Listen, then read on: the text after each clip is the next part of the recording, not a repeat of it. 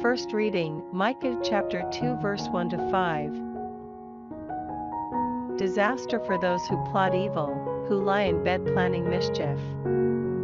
No sooner is it dawn than they do it, since they have the power to do so, seizing the fields that they covet, they take over houses as well, owner and house they seize alike, the man himself as well as his inheritance.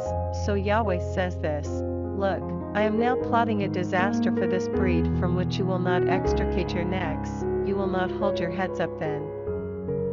For the times will be disastrous indeed, that day they will make a satire on you, they will strike up a dirge and say, We have been stripped of everything, my people's land has been divided up, no one else can restore it to them, our fields have been awarded to our despoiler. Because of this, you will have no one to measure out a share in Yahweh's community. Responsorial Psalm, Psalms chapter 10 verse 1 to 2, 3 to 4, 7 to 8, 14. Why, Yahweh, do you keep so distant, stay hidden in times of trouble? In his pride the wicked hunts down the weak, who is caught in the schemes he devises.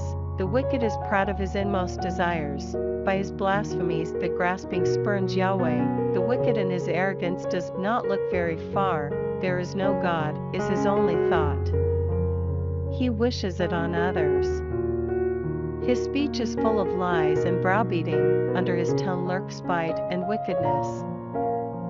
In the undergrowth he lies in ambush, in his hiding place he murders the innocent. He watches intently for the downtrodden, you have seen for yourself the trouble and vexation, you watch so as to take it in hand. The oppressed relies on you, you are the only recourse of the orphan.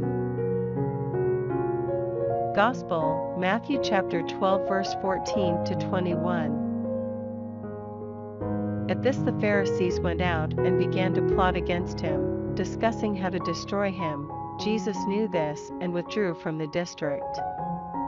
Many followed him and he cured them all, but warned them not to make him known.